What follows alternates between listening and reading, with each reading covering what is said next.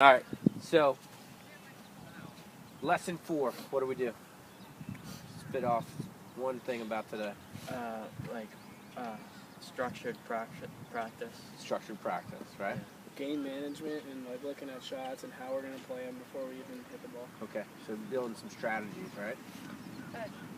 Kind of what Ryan said, but just like how to practice in general. How to practice in general, right?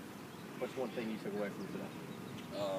Not having to hit your biggest club if you're like 250 out. There you go, right? Just something that we did just on this hole here, right? So we did, when we came out to do playing a few holes, right? We looked at a hole, we tried to picture the shot that we want to hit, right? Have a plan for that hole prior to hitting your tee ball, right?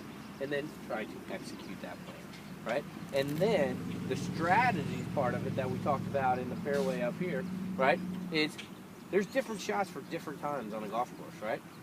You don't always have to hit your 60-degree wedge or your 56-degree wedge when we're short on number 17, right? Maybe we hit a 9-iron, run it up the hill. Maybe we hit a putter, something like that. Thinking about different ways to play the shot, right? And then, what did we always want to do? Before we hit that shot, right, what did we talk about? Commit, right? Commit to that shot. Well, we got you in the fairway. Right, you weren't thinking, you're a little apprehensive, right? Yeah. If you're playing and you're not 100% committed to that shot, I know it's hard to do, step away. Come back to it. Go through your pre-shot routine that you practiced out on the range, right?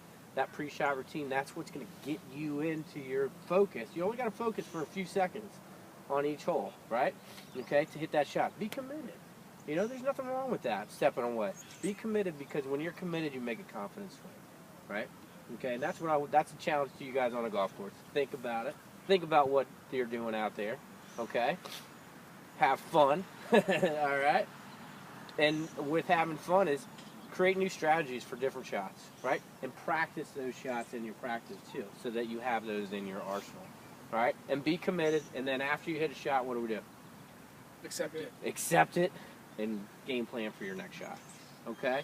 So my challenge to you guys is practice with a purpose, right?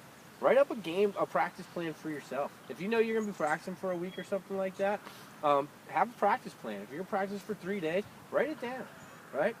Shoot me an email with your practice plan if you want. I'll be happy to look at it with you. If you're having a hard time focusing on your practice, shoot me an email or say, hey, I need to, how can I be more effective? Because what you do in that practice is what you're going to do when you're playing, okay? And that means you're going to have a plan for your first 10 shots, your second 10 shots, for the whole bucket of balls, right? And if you get 100 balls and you're hitting it good, bag it. That's the hardest thing to do, is walk away from a bucket of balls, isn't it? If you've completed what you want prior to the end of your bucket, bag it and move on to your next thing, okay? It's a great feeling, right? But then also completing your practice plan, even if your practice didn't go great, all right? If you've completed your plan, it's a successful day, right? Okay? So, any questions? No? You guys are the best.